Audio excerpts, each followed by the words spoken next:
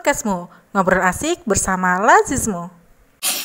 Assalamualaikum warahmatullahi wabarakatuh. Kembali bersama podcastmu ngobrol asik bersama Lazismu. Oke, kali ini kita kedatangan tamu yang spesial, masya Allah, Mas Titis. Insya Allah mungkin teman-teman yang di Sragen dan sekitarnya sudah tidak asing lagi lah mungkin dengan Mas Titis. Oke, sebelum kita bincang-bincang dengan Mas Titis, jangan lupa bagi para penikmat podcastmu yang belum subscribe silahkan subscribe, yang belum klik loncengnya silahkan diklik.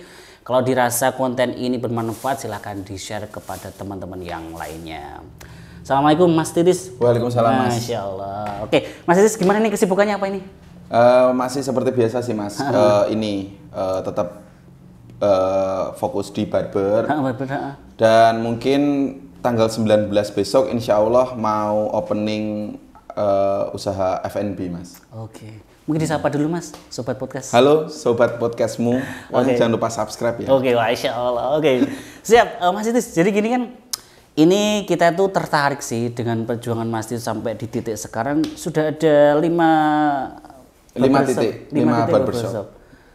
Cut project ya Mas ya? Cuts project. Oke, Insya Allah. Mungkin bisa diceritakan Mas, dulu yang dialami di titik-titik awal itu seperti apa? Karena biasanya kan pengusaha itu kan naik turun. Iya. Kayak ini kan masih muda banget, sudah punya usaha yang luar biasa itu mungkin nanti bisa diceritakan Sobat Podcast. Pertama kali kenapa saya tertarik di dunia barber Mas? Waktu itu ini saya semester akhir 2015. Kuliah di mana tuh Mas? Kuliah di Universitas Gadjah Mada, Fakultas Geografi. Biar jadi juga, teknik geografi. mungkin ada teman-teman yang juga lulusan UGM Mas. Oke. Geografi. Siap. Terus. Itu tahun 2015 itu kebetulan industri kreatif yang di Jogja waktu itu yang baru naik daun itu barbershop Mas. Nah kebetulan di kota kita tercinta Sragen ini waktu itu belum ada barbershop. Oke, belum ada. Jadi banyak potong rambut tapi mungkin ya belum ada yang mengarah ke yang lebih proper gitu loh. Iya betul. Kepada hair care cowok terutama. Nah terus saya berusaha untuk ngambil alih peluang itu. Saya les di Jogja waktu itu namanya di Salon Rudi Hadiswarno School. Itu saya sekolah di situ dan kemudian tanggal 15 Oktober 2015 itu saya memberanikan diri buka barbershop di Selatan SMA Negeri 1 Sragen pertama kali itu. Itu waktu sejarahnya itu sampai sekarang mungkin berkembang menjadi beberapa titik di Kota Sragen. Oke. Saya ngomong-ngomong ini lulusan UGM kenapa milih jadi tukang potong-potong. Sebenarnya saya itu ini sih Mas, termasuk lulusan UGM terbaik. Karena anak geografi itu waktu kuliah kan jargonnya kan dokter bumi. Nah, teman saya kan nambang minyak bumi kan, rusak alam. Saya minyak rambut aja. Gitu. Jadi lebih safe. Terus. Termasuk lulusan terbaik karena ikut menjaga bumi. Gitu. Tidak urusan gimana. Ya karena ini sih Mas, peluang aja. Cuman dan saya kebetulan emang dari dulu itu sebelum usaha pun waktu kuliah itu bikin clothing gitu-gitu. Jadi emang mungkin ya alurnya lebih ke entrepreneurship sih. Oke, berarti sudah mulai dari dulu ya Mas ya berarti. Iya. Itu sejak kuliah ya Mas ya. Sejak kuliah. Oke. Terus pasti kan ada suka dukanya juga ya Mas ya. Mulai bisnis gitu kan. Apalagi kan biasanya anak muda tuh masih idealis banget ya. Iya benar. Idealis banget pengennya jadi pegawai apalah kayak gitu misalnya gitu. Gimana? Bisa diceritakan? Kalau suka dukanya sih pas awal-awal ya Mas. Awal-awal buka barbershop itu ya namanya kita hidup di lingkungan dan kita bersosial terhadap masyarakat. Ada beberapa tetangga itu bilang kenapa sih anaknya Bapak Sutarno, bapak saya, dikuliahin tinggi-tinggi kok jadinya cuma tukang cukur. Nah gitu-gitu. Mungkin suka dukanya ngebuktiinnya lewat prestasi aja sih. Jadi waktu itu emang siapa sih yang nggak mandang sebelah mata pekerjaan tukang potong. Tapi di satu sisi saya tetap percaya dengan industri saya yang emang pengen saya kembangin apalagi di Kota Sragen. Dan alhamdulillah mungkin waktu dulu itu waktu saya awal-awal merintis usaha barber itu banyak anak muda itu yang malu jadi tukang potong. Tapi kalau untuk zaman sekarang aku yakin banyak banget anak muda itu bahkan mungkin sarjana yang pengen jadi tukang potong rambut. Itu sih. Jadi suka dukanya ngubah mindset itu aja sih. Kalau kita udah bisa ngebuktiin kan emang gitu kan Mas. Kita hidup di kayaknya Indonesia itu kita harus ngebuktiin sesuatu dulu baru kita dianggap gitu. Ya. Jadi nggak usah sakit hati. Kalau sakit hati pernah sih Mas.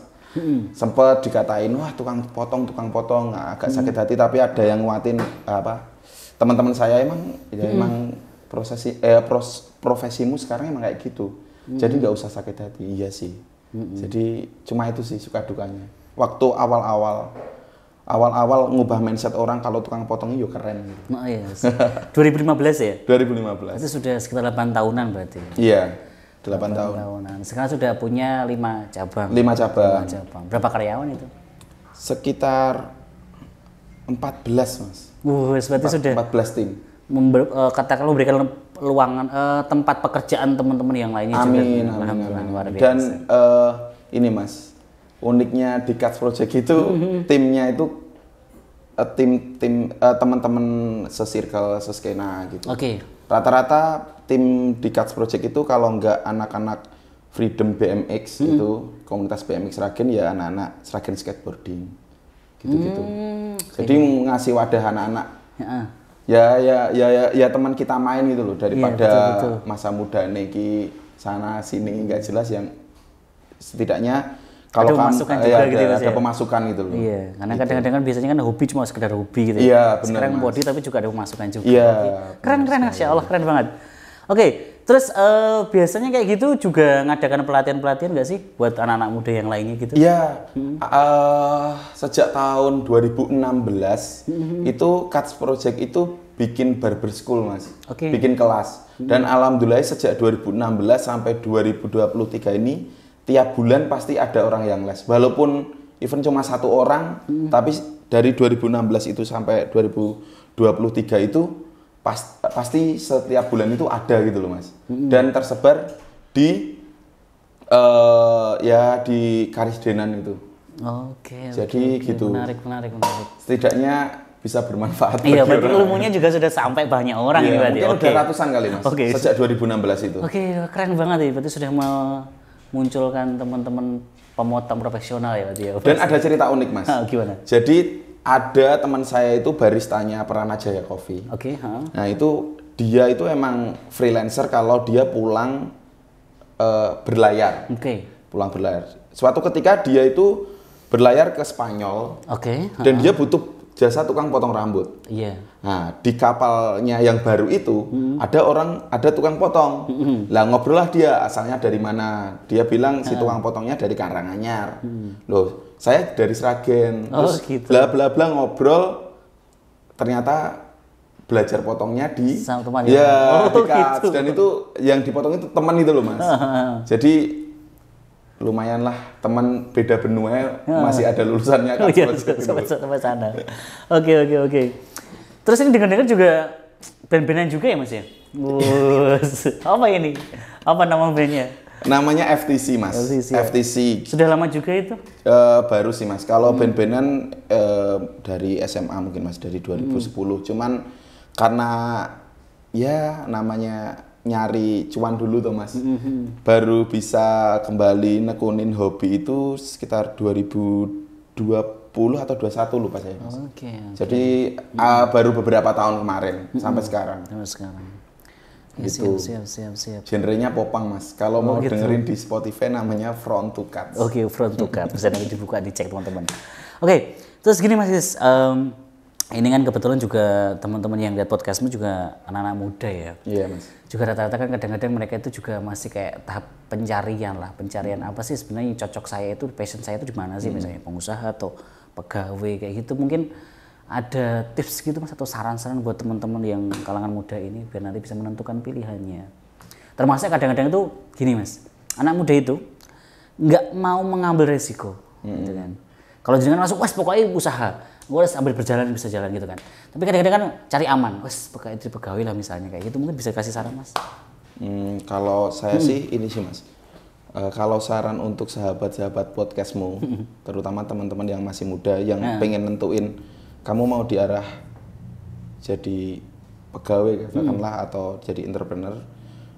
Kalau dari saya sih, untuk sementara apapun aktivitasmu itu cintailah dan tekunilah dulu. Oke, cinta dan tekunilah. Iya, even kamu mungkin masih jadi pegawai atau kamu pengen memutuskan entrepreneur, kamu harus mencintai dulu pekerjaan kalian untuk bisa menentukan kedepannya itu loh.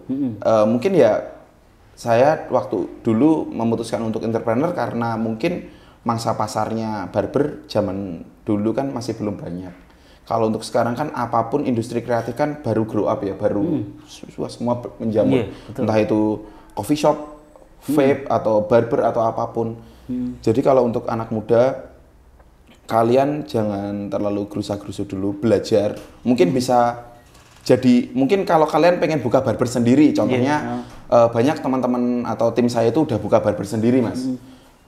Itu kalian bisa bekerja dulu di corporate yang bidang kalian yang kalian bener-bener senengin, entah itu dari barber atau coffee shop atau konten kreator mungkin. Betul. Nanti kedepannya kalian bisa menjadi konten kreator dan membangun CV sendiri.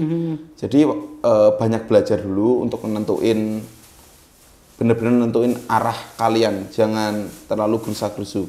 Soalnya banyak banget fenomena itu, banyak motivator yang bilang, jadilah wira swasta, jadilah betul. Sekecil-kecilnya usaha kalian itu, kalian bosnya itu malah mematikan menurut saya. Oh gitu. Iya, karena anak muda sekarang Gen Z itu langsung menelannya mentah-mentah gitu, Mas. Betul. Jadi langsung paton usaha tanpa sekarang belajar brandingnya gimana, cara nentuin target marketnya itu siapa, itu nggak dipelajarin dulu. Jadi waton buka es apa, cuma ya buka gitu doang. Jadi akhirnya ya ini nggak berkembang juga. Jadi saran saya itu sih, pelajari dulu, banyakin ilmu, jangan sok muda, kamu visioner tapi kamu nggak ngambil masukan dari generasi-generasi yang dahulu, karena bagi saya pun generasi dahulu itu keren banget, Mas. Misal katakanlah Pak Dodo itu, Geprek Sako itu dulu itu usahanya bisa berkembang, dulu itu nggak ada medsos loh. Maksudnya nggak sekencang ini loh. Ini kita udah enak banget bikin usaha, kasih Instagram bersponsor di Google Ads atau gimana, selesai. Waktu itu kan masukan-masukan dari generasi dulu. Kalau emang masih relate kita gunain untuk zaman sekarang, ya udah kita ambil bagusnya kan. Jadi saran saya banyak belajar dulu. Insya Allah. Oke, keren ya. Oke, pesan terakhir, Mas. Pesan terakhir sebelum kita selesaikan podcast ini apa buat yang anak-anak muda? Pesan terakhir? Biar kalau anak-anak muda semakin termotivasi lah. Tadi sudah bagaimana belajar dulu, cari ilmu dulu, baru nanti melangkah gitu, Mas ya. Ini versi saya jujur. Oh iya, versi aja. Gak apa-apa ya? Nggak apa-apa. Ya? Ini bebas ya? Oke. Buat teman-teman sobat podcastmu, bagi anak-anak muda, jangan takut belajar, jangan takut berusaha. Mindsetnya jangan jadi PNS semua. Kalau semua jadi PNS, yang jadi pang siapa? Oke, betul. Itu sih, Mas. Oke, siap. Oke, menarik sekali nih, Masya Allah. Oke, terima kasih Mas atas waktunya, luar biasa ini. Tambah ilmu juga buat teman-teman yang ada yang pencinta podcastmu. Jadi silahkan nanti teman-teman yang ingin mungkin tanya-tanya, nanti bisa langsung komentar di bawah ini ya. Nanti insya Allah kita akan, misalnya ada pertanyaan kepada Mas Titis, nanti kita sampaikan kepada Mas Titis. Oke, terima kasih atas perhatiannya, dan terima kasih Mas Titis atas waktunya. Terima kasih banyak Mas. Roni, udah ngundang di podcast. Siap. Oke, sami-sami. Oke, tetap sukses ya. Okay. Amin Mas, amin. Siap. Akhirul kalam, wassalamualaikum warahmatullahi wabarakatuh. Podcastmu, ngobrol asik bersama Lazizmu.